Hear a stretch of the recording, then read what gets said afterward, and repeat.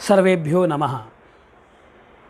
योऽन्तः प्रविश्य मम वाचमिमां प्रसुप्तां सञ्जीवयत्यखिलशक्तिधरस्वधाम्ना अन्यांश्च हस्तचरणश्रवणत्वगादीन् प्राणान्नमो भगवते पुरुषाय तुभ्यम्।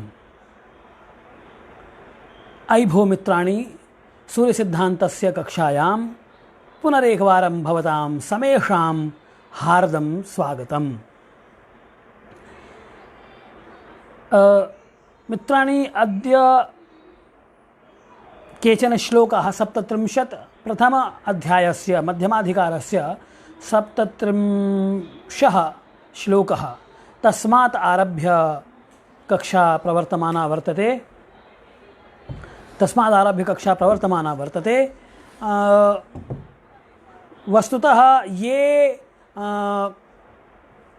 विषयाः मया विशदीकृताश्च उपपत्त्या तत्र तेषां विषयाणामेव अत्र फलमिति वक्तुं शक्यते।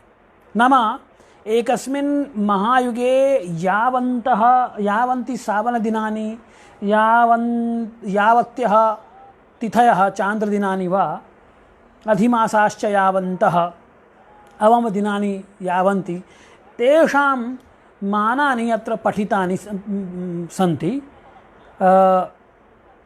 तो उसको चूँकि वो श्लोक भी है, इसलिए उस श्लोक को पंक्तिशः कह देना आवश्यक समझता हूँ, इसलिए मैं उसे कह रहा हूँ। तो इसे पृष्ठपेषण न समझें। और मैं एक बार फिर से आप सबको ये कहना चाहता हूँ, जो नए जुड़े हैं, जो उनसे ये बोलना है कि भाई, हम सूर्य सिद्धांत के जो कपिलेश्वर शास्त्री की तत्वामृत भाष्य है, उसका पंक्तिशः अध्ययन अध्यापन यहाँ कर रहे हैं। तो इसलिए सभी मित्रों से अनुरोध है, जो ग्रंथ पढ़ना चाहते हैं पंक्तिशः, तो वो कपिलेश्वर शास्त्री जी की जो टीका है, चौखंबा से छपी हुई है, उसको ले लें और उसमें पंक्तिशः उसका अध्ययन यहाँ चल रहा है। तो अच्छा, दूसरा ये कहना है, जो चीज़ मैं अक्सर बाद में कहता हूँ उसको शुरू में कह रहा हूँ, कि मित्रों, इस पंक्तिशः इस प्रकार से अध्यापन प्रायः कठिन कार्य है। कठिन कार्य इस अर्थ में है कि लगातार आपको ऑनलाइन अध्यापन करना है एक निश्चित समय पे, और चूंकि सामने एक छात्र नहीं है, तो हम ये नहीं समझ पाते कि किसको समझ में आ रही है बात, किसको समझ में नहीं आ रही है। तो ऐसे में भाव संप्रेषण दोनों तरफ से हो पाना असंभव प्राय है। तो ऐसे में जबकि छात्र सामने नहीं है, फिर ऐसे में बात को कहना एक कठिन कार्य है, एक मोनोटोनस डायलॉग होता है। तो बहरहाल इन विषयों को आप सुने। पूरा सीरीज़ पहले व्याख्यान से लेके इधर के जो 2-3 व्याख्यान हैं, उसमें मैंने लेक्चर नंबर नहीं डाला है, समय नहीं मिल पाया, लेकिन मैं डाल दूंगा आज। तो क्रमशः जो लोग सुन रहे हैं, सूर्य सिद्धांत पढ़ना चाहते हैं, वो क्रमशः इन व्याख्यानों को लेक्चर 1, लेक्चर 2 से पढ़ सकते हैं, उनमें प्रश्न पूछ सकते हैं, और अधिक से अधिक संख्या में इसको अन्य ग्रुप्स में, अपने व्हाट्सएप ग्रुप्स में, अपने गूगल ग्रुप्स में और अपने फेसबुक पे अन्यत्र इसको शेयर करें, पहुंचाएं, ताकि अधिक से अधिक संख्या में लोग इससे जुड़ें और अधिकाधिक संख्या में लाभ ले सकें इसका। अब आरंभ करते हैं। तो कहते हैं कि अथ महायुगे पूर्वोक्तानां भू सावन तिथि अधिमास तिथिक्षय सौरमासानां संख्या आह। महायुग में जो पहले बताए गए भूमि सावन तिथि, अधिमास, तिथिक्षय और सौर मासों की संख्या कितनी है, तो वो कह रहे हैं। तो कहते हैं वस्वद्रष्टाद्रिरूपांक वसु। देखिए, वसु ये है, वसु का मतलब है 8। तो वसु फिर क्या कहते हैं, वसुद्वी 2 हो गया, वस्वद्व्यष्ट अष्ट, द्वि अष्ट द्व्यष्ट, ठीक है ना, द्वि और अष्ट मिला के द्व्यष्ट हो जाएगा। तो वसु द्वि अष्ट, वस्वद्यष्टाद्रि, अद्रि यानी पर्वत, पर्वताः अद्रयः सप्त इति प्रसिद्धाः। तर्हि सप्त अद्रि इति शब्देन सप्त संख्या गृहीतव्या इति भावः। तो अद्रि से 7 ये संख्या लेंगे तो वसु द्वि अष्ट अद्रि वस्वद्यष्टाद्रि रूप का मतलब एक। तो रूप तो एक ही रहता है ना मनुष्य का, तो इसलिए रूप का मतलब एक। बीज गणित में आप रूप का मतलब एक समझते हैं। तो वस्वद्यष्टाद्रि रूपांक, अंक यानी 9, वस्वद्यष्टाद्रि रूपांक सप्त हो गया 7, और अद्रि मतलब फिर वही 7 हो गया, रूपांक सप्ताद्रि तिथयो, और तिथि, तो तिथि का मतलब यहाँ चांद्र तिथि नहीं है, तिथि का मतलब वो संख्या बता रहे हैं। तिथिया पंचदश भवन्ति, अतः तिथि इति शब्देन पंचदश संख्या अवगंतव्या गृहीतव्या च। तो इस प्रकार से एक महायुग में 52 दिन का मान बता दिया है। ये वस्वद्यष्टाद्रि रूपांक सप्ताश्वी तिथयो युगे, कि 1 दहाई सैकड़ा हजार 10,000 लाख 10 लाख करोड़ 10 करोड़ अरब 1 अरब 57 करोड़ 79 लाख 17,828 52 दिन एक महायुग में होते हैं। अब तिथियां बता रहे हैं, तो तिथियों के लिए कहा चांद्राहा, जो चांद्राहा अर्थात तिथयः ये भवन्ति, how many lunar days there will be in a mahayuga, those numbers are written here. And खाष्ट खख व्योम खाग्नि खर्तु निशाकराः, खाष्ट तो खम अर्थात शून्यम, दैट मीन्स 0, सो खम शून्यम आकाशः शून्यम 0, तो ख अष्ट खाष्ट ख व्योम आकाशः व्योमम आकाशः, तो खाष्ट ख व्योम ख, पुनः अग्नि यानी 3, दावाग्नि वडवाग्नि जठराग्नि, तो अग्नि इति पदेन त्रीणि संख्या गृहीतव्या। तो खाष्ट खाग चांद्रा खाष्ट ख व्योम खाग्नि ख, फिर ऋतु खर्तु, ख ऋतु खर्तु गुण संधि, ख में ऋतु जोड़ दिया आपने, खर्तु बन गया तो ख हो गया 0, ऋतवः षट्, तो खर्तु निशाकरः अर्थात चंद्रः एक एव वर्तते, अतः निशाकरः चंद्रः इति पदेन एकस्य बोधः, एकस्याः संख्यायाः बोधः। तो तिथियां कितनी हो गई आपकी, तो 1 दहाई सैकड़ा हजार 10,000 लाख 10 लाख करोड़ 10 करोड़ अरब 1 अरब 60 करोड़ 30 लाख और 80, इतनी तिथियां हो गई एक महायुग में। अब अधिमास देख लीजिए, तो अधिमास षड्वहनि त्रिहुताशांक तिथयश्चाधिमासकाः, षट 6 हो गया, वहनि यानी अग्नि, वहनि इति अग्नेः अपरपर्यायवाची, तो वहनि इति पदेन त्रीणि इति संख्यायाः बोधः, तो षट् त्रीणि षड्वहनि, फिर कहते हैं हुताशः, हुताशनः अग्नि, तो उसका मतलब भी 3 हो गया, तो षड्वहनि त्रिहुताशांक अग्नि, अग्नि 9, अंकाः 9 भवन्ति, तो हुताशांक तिथयः, पुनः अत्र तिथयः इति पदं प्रयुक्तम्, अत्र पुनः तिथयः इति पदेन 15 संख्या गृहीतव्या, तो 15 ले लेंगे, तो 1 दहाई सैकड़ा हजार 10,000 लाख 10 लाख यानी 15,93,336 एकस्मिन् महायुगे अधिमासाः भवन्ति। हाउ मेनी अधिमासास intercalary months there are in a mahayuga, so there are these many intercalary months अधिमासास there are in a mahayuga, you can say like that. फिर उसके बाद अवम दिन, जो क्षय दिन है, एक महायुग में कितने क्षय दिन होंगे, तो उसको कह रहे हैं तिथि क्षया यमार्थाश्वी, यम या मतलब यम का मतलब होता है 2, यम जो है दूसरा जो नक्षत्र हो गया या है, तो दूसरा नक्षत्र अश्विनी भरणी यम है, उसका स्वामी कौन है, यम, तो इसलिए 2 हो गया। तो यमार्थ, अर्थ का मतलब हो गया यहाँ पे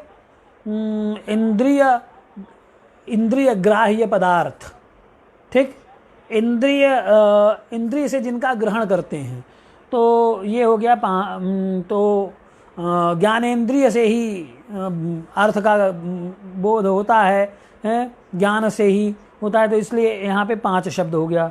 तो यमार्थाश्वी, अश्वी यानी 2, अश्विनी कुमार 2, यमार्थाश्वी, और फिर क्या कहते हैं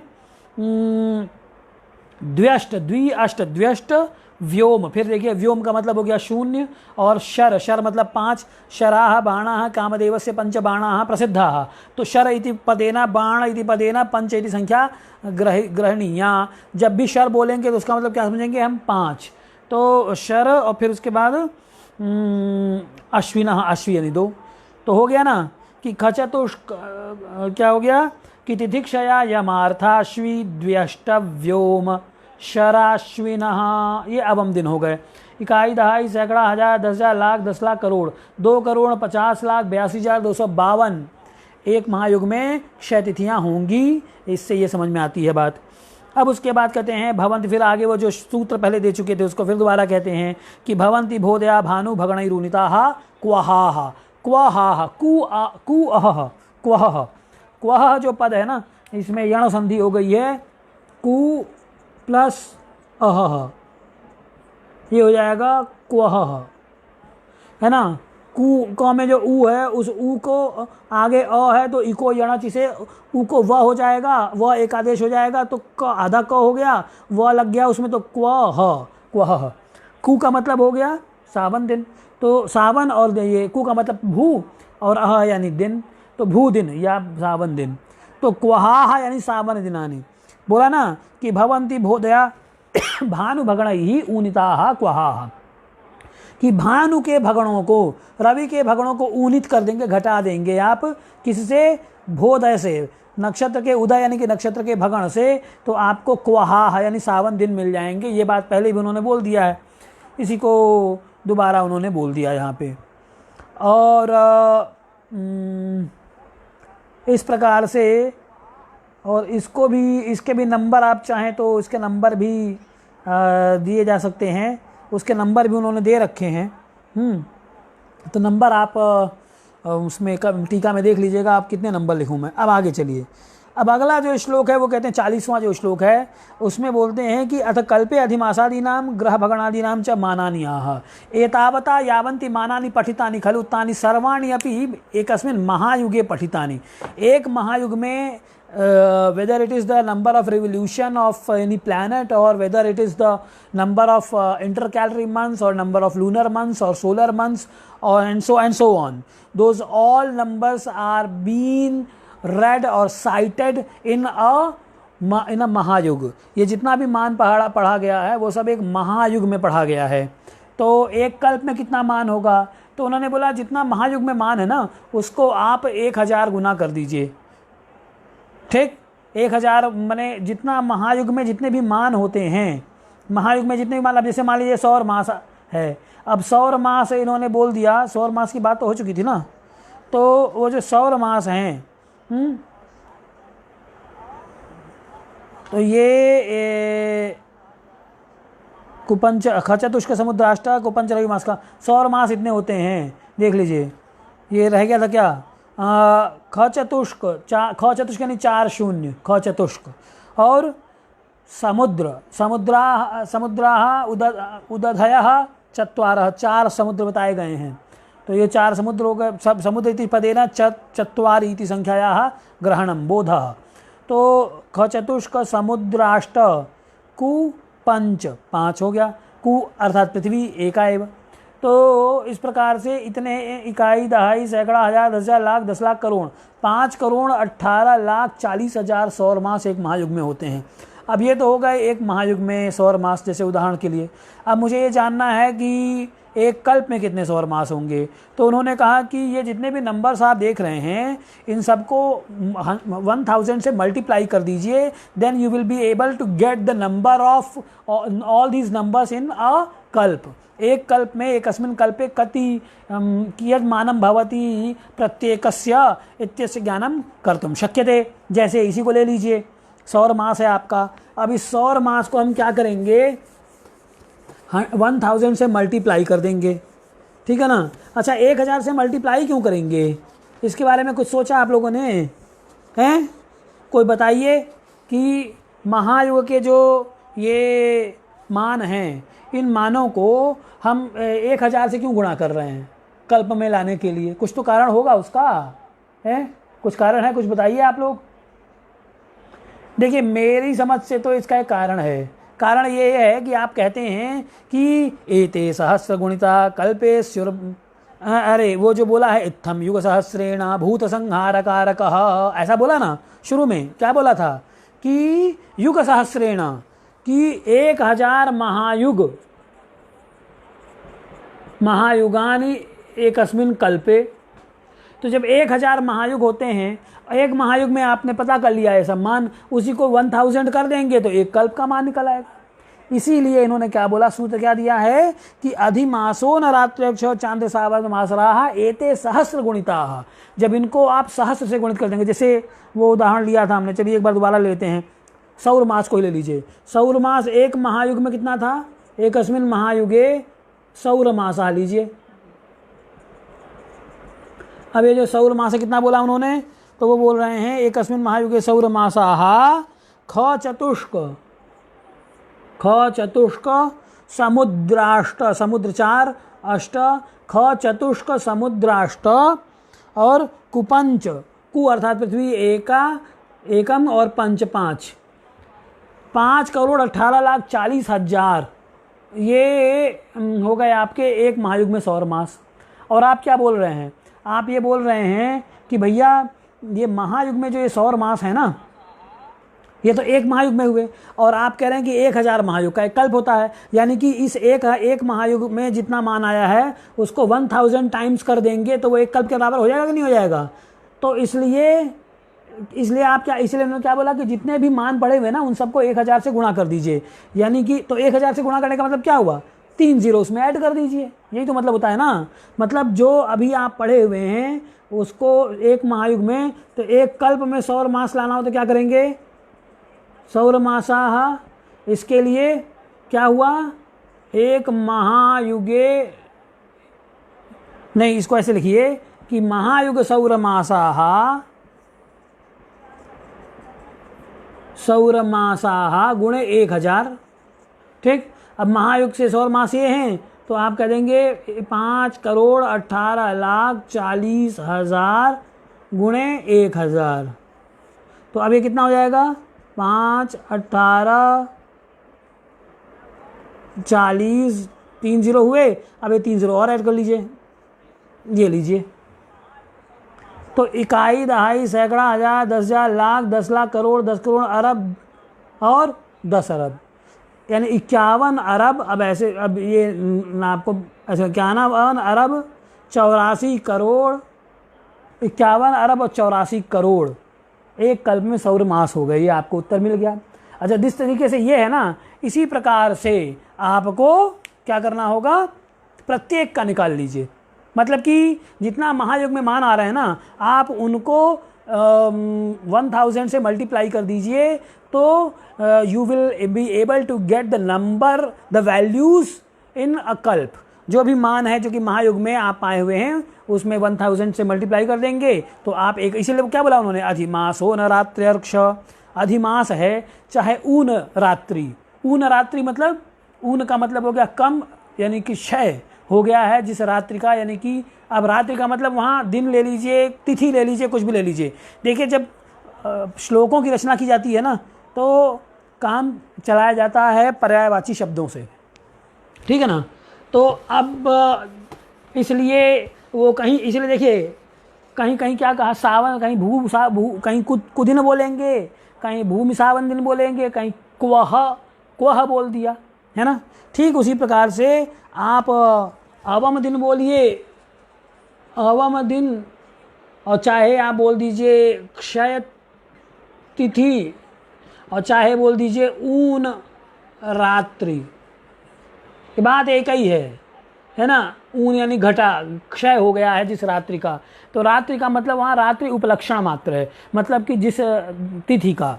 तो इसीलिए ये तीनों एक ही पर्यायवाची हैं। तो अधिमास, ऊन रात्र्यर्क्ष और ऋक्ष, ऊन रात्रि और ऋक्ष, ऋक्ष यानी कि नक्षत्र का मान हो, चाहे चांद्रमान हो, चाहे सावन मान हो, सावन वासराय जितने भी आपके पढ़े गए हैं, और भगणादय और जो भगण इत्यादि पढ़ गए हैं, सभी के सभी एते सहस्र गुणिताः कल्पेषु, इन सबको अगर हम 1000 से गुणा कर दें तो वो जो मान महायुग में आए हुए हैं वो आपके कल्प के मान आ जाएंगे। मेरे ख्याल से इतना काफ़ी है। और आपको ज़्यादा शौक है तो सूर्य सिद्धांत निकालिए, उसमें कपिलेश्वर जी ने पूरा 1000 से मल्टीप्लाई करके दे रखा है। You need not to do anything else, just add 3 0 more in that number, so you will be able to get those values in a kalpa. एक कल्प में आपको मान लेना है, तो जितना भी मान आपके पास महायुग में है ना, उसमें 3 0 आगे ऐड कर दीजिए, जैसे अभी हमने किया था। ये 3 0 ऐड कर दिया, ऐसे 3 0 ऐड करते चले जाइए, वो सब कल्प में मान हो जाएंगे। ठीक है, तो ये तो हो गया। अच्छा देखिए, इस बात को उन्होंने बोला भी है, मैंने देखा नहीं था, लिखा हुआ है इन्होंने। क्या कह रहे हैं वो कि इत्थम युग सहस्रेण भूत संहार कारक कल्पो ब्राह्मम अहह इति इत्युक्ते एकस्मिन् कल्पे सहस्र महायुगानि भवन्ति। भाई जो हम इत्थम युग सहस्रेण भूत संहार कारक पहली बात कहे हैं कल्प की परिभाषा में, तर्हि कल्प परिभाषया एकस्मिन् कल्पे एक सहस्र महायुगानि भवन्ति खलु। तर्हि यदि एकस्मिन् महायुगे एतावत् मानं तर्हि एक सहस्र महायुगे कियत् मानम् इति यद् मानं भवति तदेव खलु एकस्मिन् कल्पे मानं भविष्यति। अतः एते महायुगीयाः भगणादयो यदि कल्पे अपेक्षिता भवेयुः, यदि कल्प में आपको ये चाहिए, तदा तेषां सहस्र गुणनम उचितमेव इति उपपन्नम। तो इसलिए उनका 1000 से गुणा करना उचित ही है, ये उपपन्न है, इतना काफ़ी हो गया। अब ये भगणा युगे भी निरग्रा भवन्ति तानि उक्त्वा अधुना ये भगणा कल्पे निरग्रा भवन्ति तान आह। अब एक कल्प में देखिए एक बात इन्होंने बोली उस बात को कहने के लिए थोड़ा सा मैं पानी पी लूँ, फिर तब कहता हूँ।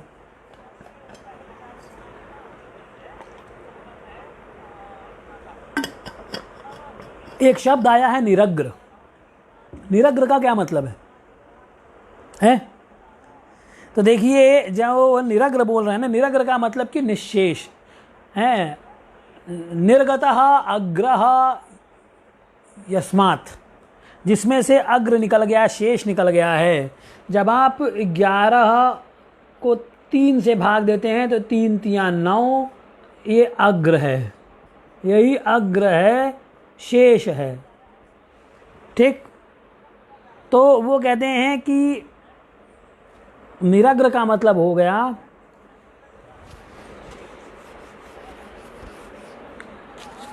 कि निर्गतम अग्रम कर लीजिए, निर्गतम अग्रम शेषम वा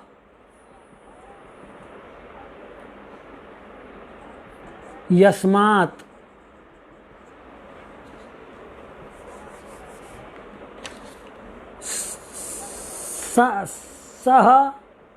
सह भगणः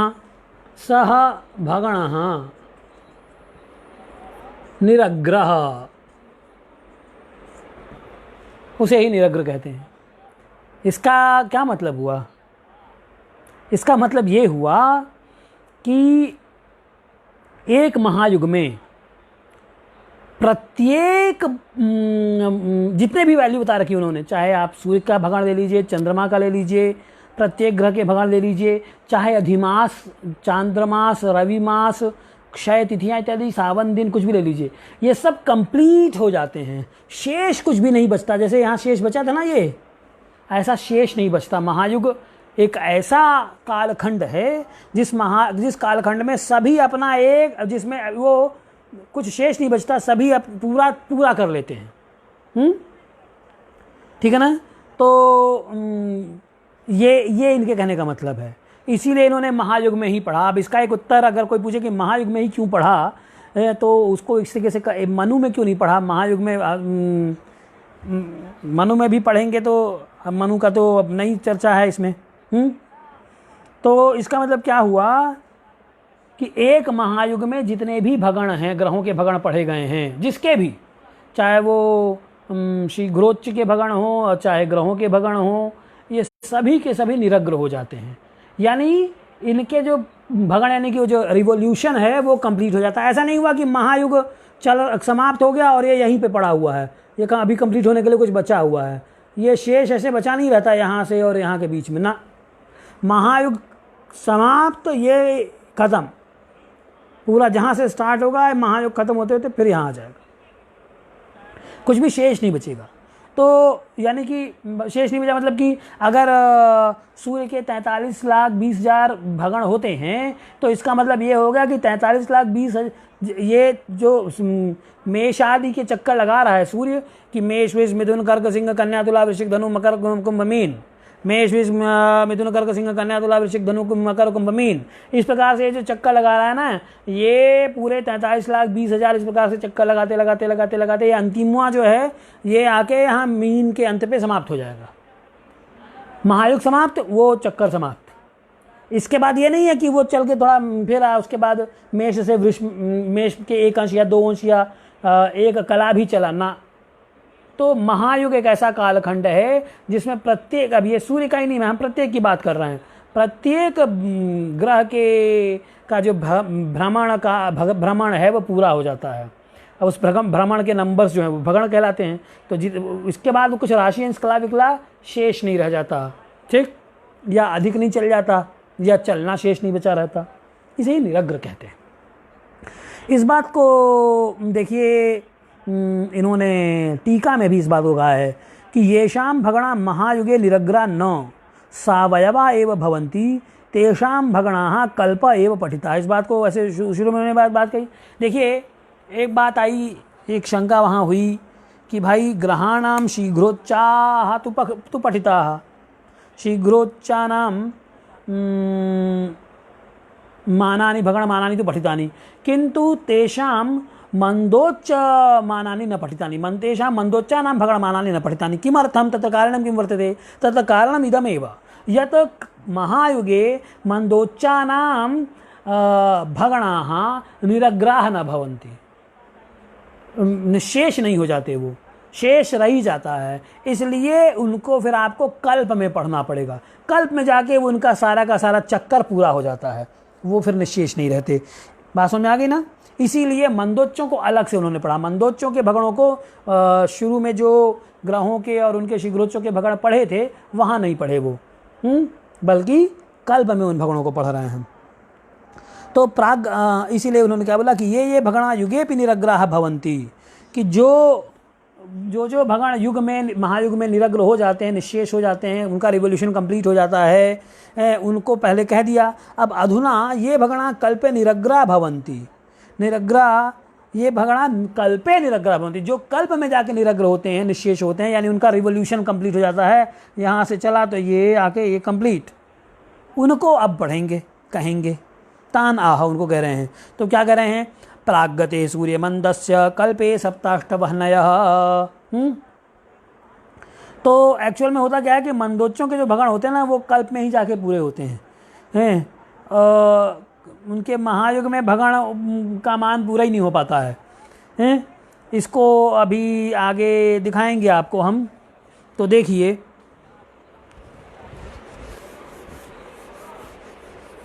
कहते हैं कि कल्पे, क्या कह रहे हैं? प्राग गते है सूर्य मंदस्य कल्पे सप्ताह। एक बात देख लीजिए, एक बात ध्यान दीजिए शब्दों पे। कहते हैं प्राग गते है, प्राग गते मतलब कि ये जो मंदोच्च हैं इनकी कैसी गति है? पूर्वाभिमुखी गति है।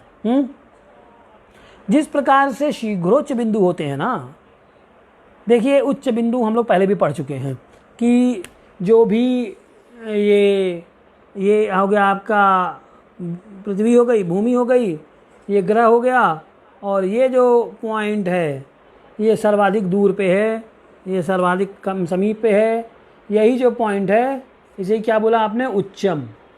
इसी को उच्च बिंदु बोला है आपने, है ना?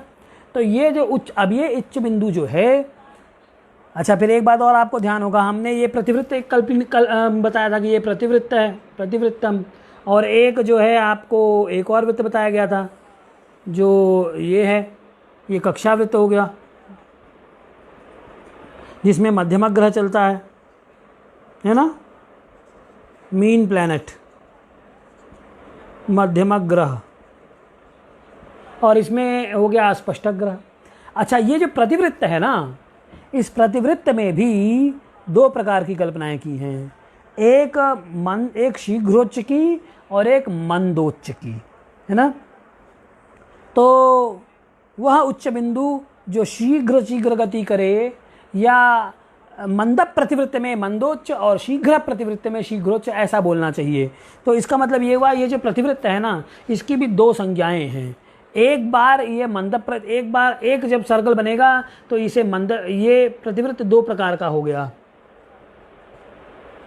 जब आप प्रतिवृत्त ड्रॉ करते हैं आगे स्पष्टाधिकार में, तो पहले एक हम इसके लिए करते हैं, मंदोच्च के लिए करते हैं।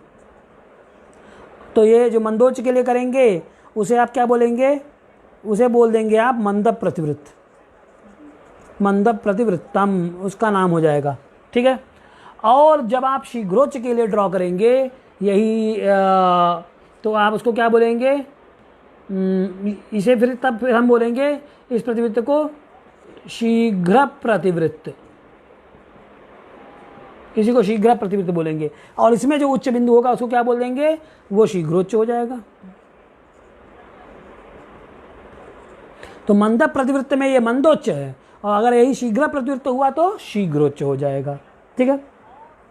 अब नाम से ही समझ में आ रही है बात आपको कि जब उच्च बिंदु ऐसा कल्पित कर रहे हैं अगर ये पूर्व दिशा मान लीजिए, तो जिसका एक रिवोल्यूशन होने में आपको ये जल्दी हो जा रहा है, जिसका रिवोल्यूशन, वो शीघ्रोच्च कहलाएगा। 3232 सावन दिनों में ही सूर्य का एक शीघ्रोच्च भगण हो जाता है ना। सूर्य का, रवि का जो उच्च है उसका भगण हो जाता है। शीघ्रोच्च ना बोले रवि का, बल्कि हम बोलेंगे रवि का जो उच्च है ना, सूर्य का उच्च, ऐसा बोलना चाहिए। शीघ्रोच्च की बजाय आप बोलना चाहें तो रवि का मंदोच्च कहिए, वो ज़्यादा ठीक है। कि जो रवि का मंदोच्च है वो 3232 सावन दिनों में एक चक्कर लगा लेता है। और लेकिन जो शीघ्रोच्च होगा ग्रहों का, जो पंचतारा ग्रहों का जो शीघ्रोच्च होता है। अच्छा, एक बात और जान लीजिए कि ये मंद प्रतिवृत्ति की कल्पना आपको सूर्य चंद्रमा में करेंगे, शीघ्र प्रतिवृत्ति की कल्पना सूर्य चंद्रमा में नहीं करेंगे उनके साधन में। जब आगे स्पष्टाधिकार में ये बात आएंगी तो पढ़ाया जाएगा, इसलिए मैं ज़्यादा इस विषय में अभी नहीं कहना चाहता। लेकिन जो आपका अन्य जो 5 तारा ग्रह हैं, मंगल हुआ, बुध हुआ, गुरु हुआ, शुक्र हुआ, शनि हुआ, तो ये इनके लिए आपको मंद प्रतिवृत्त और शीघ्र प्रतिवृत्त दोनों प्रकार के प्रतिवृत्तों की कल्पना करनी पड़ती है। तो मंद प्रतिवृत्ति में मंदोच्च हो गया और शीघ्र प्रतिवृत्ति में शीघ्रोच्च बिंदु हो गया, और उनकी उस प्रकार से गति होगी, ठीक है ना। तो इस प्रकार से ये तो बातें हो गई आप हैं। तो हाँ, मैं ये कहना चाह रहा था कि जो नाम से ही स्पष्ट है कि जो उच्च बिंदु तेज गति करे वो शीघ्रोच्च कहलाएगा, और जो उच्च बिंदु धीरे धीरे गति करे वो मंदोच्च कहलाएगा।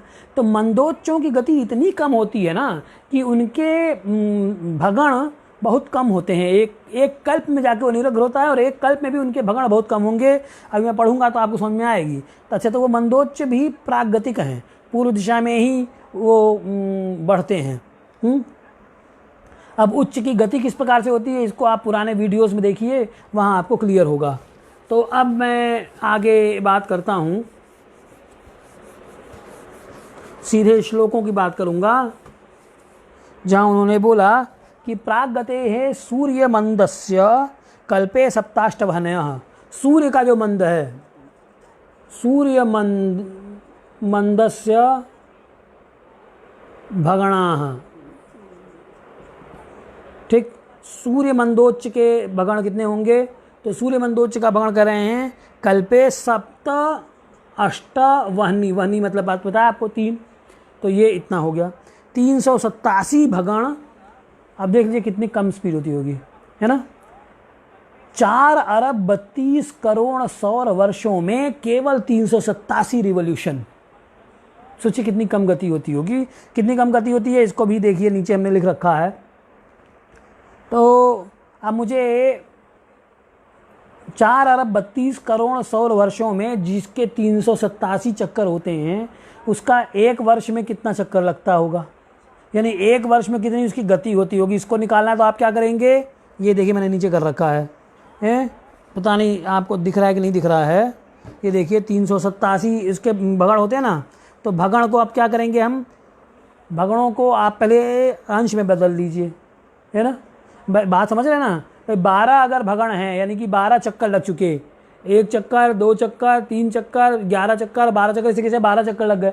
12 चक्कर लग गया यानी कि 12 गुणे 360 अंश हो गया ना। 1 चक्कर में 360 अंश, तो 12 चक्कर में 12 गुणे 360 अंश। तो इसी प्रकार से 387 चक्करों में तो 387 गुणे 360 अंश, अभी अंश में तब परिवर्तित हो गया। और फिर इसको, इस अंश को कला में बदलना है, तो एक अंश में 60 कला, तो 360 में फिर 60, और फिर इस कला को भी विकला में बदल लीजिए।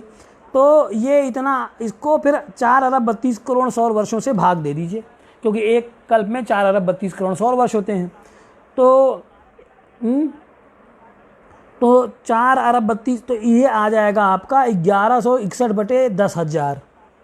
और इसको अगर हम करेंगे तो एक वर्ष में 0.1 यानी एक वर्ष, वार्षिक गति कितनी है सूर्य मंदोच की, देख लीजिए। सूर्य मंदोचस्य वार्षिक गति कितनी है? 0.1161 विकला।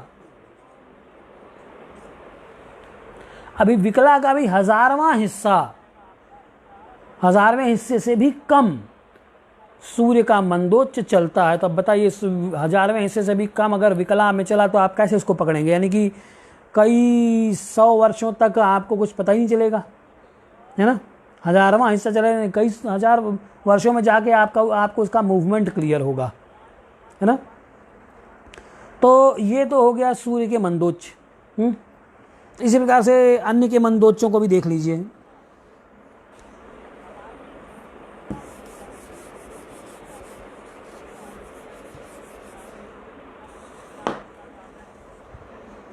अब सूर्य के मंद प्रागते सूर्य मंदस्य कल्पे सप्ताष्टवह्नयः कौजस्य, क्या कहा? कौजस्य। कौज मतलब कुज, कुज मतलब क्या होता है? कुजह। तो इसको कहते हैं कोहो जह उत्पन्नः। कोह, कोह मतलब कौ में पंचमी लगाइए, कु में, कु के पंचमी में, जैसे गुरु शब्द है ना, तो गुरु के पंचमी में क्या बनता है? गुरोह। तो कु, कु यानी क्या होता है? कु यानी पृथ्वी, कु मतलब पृथ्वी। तो कोह यानी पृथिव्याः, पृथ्वी से उत्पन्न। तो पृथ्वी से जो उत्पन्न है वो हो गया कुज, इसीलिए इसको भौम बोलते हैं।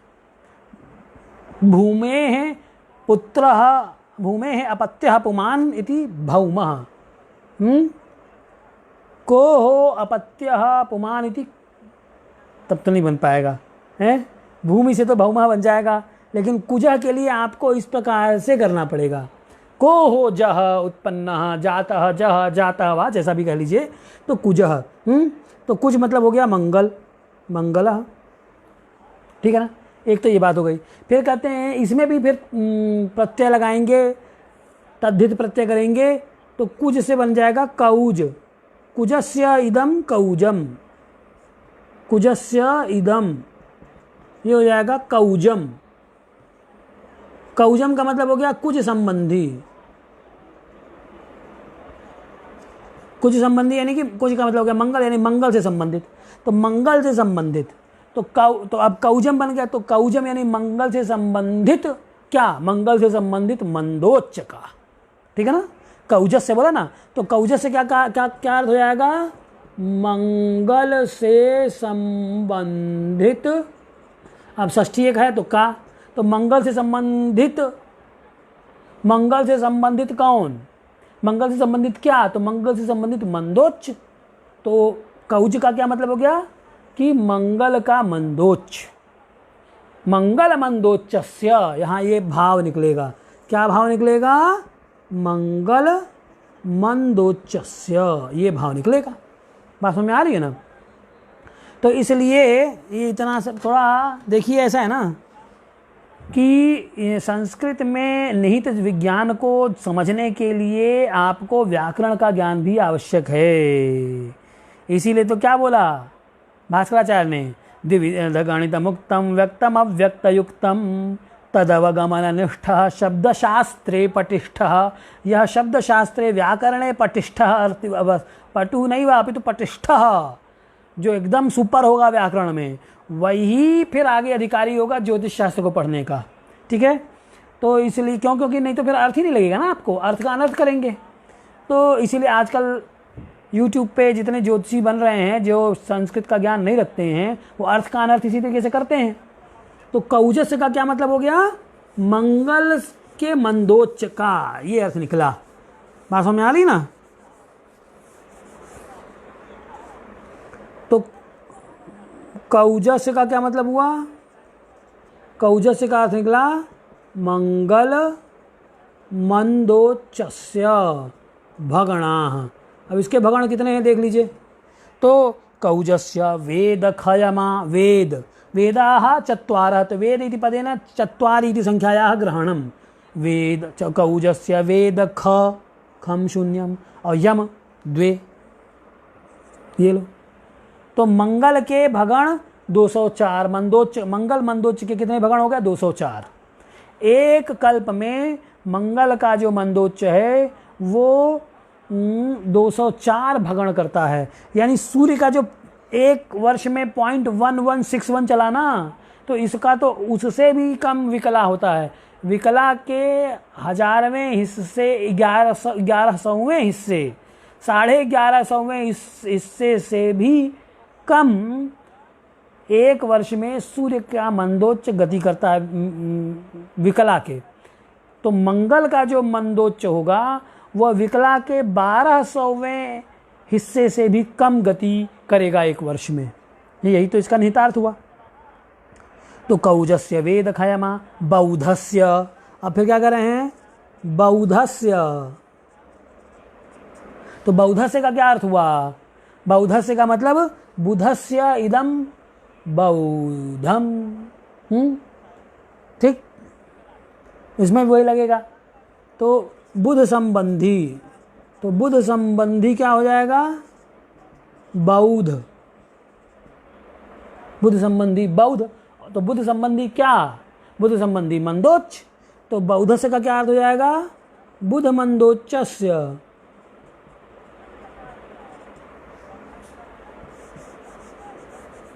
तो बुध मंदोच्चस्य भगणाः कियन्तः सन्ति। बुध का मंदोच्च अब देखिए कितना भगण करता है। तो कहते हैं बौधस्य अष्टर्तुवहनयः, अष्ट, अष्ट यानी 8, और अर्तु। अब देखिए एक शब्द क्या है? अष्टर्तु, ये शब्द है। अब थोड़ा व्याकरण भी समझ लीजिए इसी बहाने। अष्टर्तु मतलब अष्ट प्लस ऋतु। अष्ट का मतलब, अब री है, ये ट का अ है, ट का अ और प्लस री, ये आदगुण संधि, ये गुण संधि हो जाएगी, ये अर हो जाएगा, उरण रपरा से ये हो गया अर, तपरस्त कालस्य से, और फिर तब जलतुंबिका न्याय से ये ऊपर चढ़ जाएगा। तो अष्ट, अष्ट अ मिल जाएगा तो ट पूरा हो गया, और तू है उस तू के ऊपर ये र चढ़ जाएगा, ये जो अर वाला र, ये रेफ। तो अष्टर्तु शब्द मतलब क्या हुआ कि अष्ट और ऋतु। तो अष्ट का मतलब तो हो गया 8 और ऋतु का मतलब 6, ऋतभः षट। ठीक है ना? तो अष्टर्तु वह नयः, वहनी यानी 3। अब देख लीजिए ये जो बुध के मंदोच्च हैं और सूर्य के मंदोच्च ये लगभग बराबर, देखिए ज़्यादा अंतर नहीं है ना, इसके 368 इसके 387। तो बौधस्य अष्टर्तु वह नयः, ठीक है ना? और फिर क्या कर रहे हैं? बौधस्य अष्टार्तु वह नयः खखरंद्राणि जैवस्य। अब क्या कर रहे हैं? अब आप अगर ये शब्द व्याकरण नहीं जानेंगे थोड़ा भी, तो क्या जैव का क्या अर्थ लगाएंगे? हैं? जीव विज्ञान अर्थ लगाएंगे, क्या अर्थ लगाएंगे? तो खखरंध्राणि प्रसंग से अर्थ लगाएंगे। हैं? तो खखरंध्राणि जैवस्य। जैव, जैव का मतलब क्या हुआ?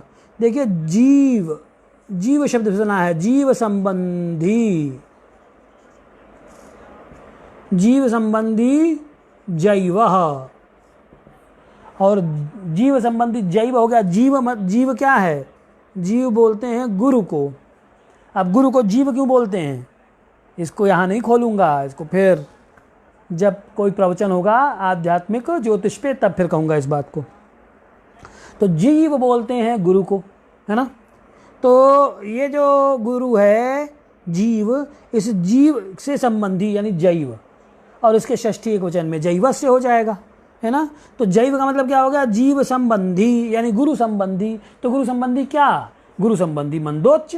तो गुरु संबंधी मंदोच्च के भगण आप बताएंगे, है ना। तो जैवस्य यानी गुरु मंदो, जीव मंदो, जीव कह लीजिए, जीव कह दीजिए, गुरु कह दीजिए, गुरु मंदोच्च भगणाः, वो कितने हो जाएंगे। तो जैवस्य खखरंध्राणि, खम शून्यम रंध्र, रंध्र मतलब 8, है ना, ठीक है। रंध्र मतलब 9, रंध्र मतलब 9 छिद्र, 9 छिद्र होते हैं। तो ये मंदोच्च के भगण गुरु के 900 हैं। देखिए ये एक आश्चर्य देख लीजिए, है ना। अब ये तो क्या हो गया, ये तो कुछ आश्चर्य हो गया। जो गुरु इतना स्लो है कि एक वर्ष में एक राशि चलता है, जितने समय में गुरु एक राशि चलता है उतने समय में तो सूर्य एक चक्कर लगा लेता है ना। लेकिन और चंद्रमा, तो ये तो हो गया सूर्य का, लेकिन सूर्य के मंदोच्च के भगण है 387, और गुरु के मंदोच्च के भगण कितने हैं 900, यानी इसके मंदोच्च की स्पीड सूर्य के मंदोच्च की स्पीड से बहुत ज़्यादा है, 100 से ज़्यादा हो गया ना ये तो, है। तो ये हो गया गुरु मंदोच्च हो गया। खखरंध्राणि जैवस्य शौक्रस्यार्थ गुणेशवः, और शौक्रस्य, शौक्रस्य यानी कि शुक्र का, तो शौक्रस्य मतलब शुक्र संबंधी मंदोच्च, शुक्र मंदोच्च भगण कितना है शौक्रस्य, क्या कहते हैं, खखरंध्राणि जैवस्य शौक्रस्यार्थ गुणेशवः। अर्थ, अर्थ का मतलब हो गया 5, गुण हो गया 3 और इशु हो गया 5। अब देख लीजिए अर्थ का मतलब क्या हो गया 5 है। तो मैंने बताया आपको, तो अर्थ का अवबोध ज्ञानेंद्रियों से होता है, तो इसलिए ये आपका हो गया 5। और शौक्र से अर्थ गुण, गुण बोलते हैं, गुण तो अग्नि को बोल, अच्छा गुण से मतलब क्या हो गया 3 जो गुण होते हैं आपके, कौन कौन से, सत्व रजतम, 3 गुण होते हैं ना, जिन्हें आप क्या बोलते हैं, सत्व गुण, रजोगुण और तमोगुण। तो वो 3 गुण होने की वजह से गुण का मतलब 3 हो गया। तो शौक्रस्य अर्थ गुण और इशु, इशु यानी बाण, इशु का मतलब इशु बाण, ये 5। तो इस प्रकार से शौक्रस्यार्थ गुण, शौक्रस्य अर्थ गुण इशवः, शौक्रस्यार्थ गुणेशवः गोग्नयः शनिमन्दस्य पातानामथ वामतः। अब गोग्नयः शनिमन्दस्य, अब शनि के मंद का कितना बता रहे हैं वो भी देख लीजिए। गो अग्नयः, अब शनि मंद से मैं दिमाग नहीं लगाया, उन्होंने सीधे लिख दिया। तो शनि मंद क्या कितना कहा, शनि मंदोच्च भगण इतना, किसको कितना बता रहे हैं, गोग्नयः, गो यानी नव, गो यानी नव, और अग्नि यानी 3। तो शनि का मंदोच्च के काली 39 भगण होते हैं। कितना कम होता होगा, 4 अरब 32 करोड़ सौर वर्षों में मात्र 39 चक्कर हैं। तो ये तो इसलिए तो ये महाराज मंद हैं, शनि हैं, और उसमें भी मंद का भी मंद हो गया।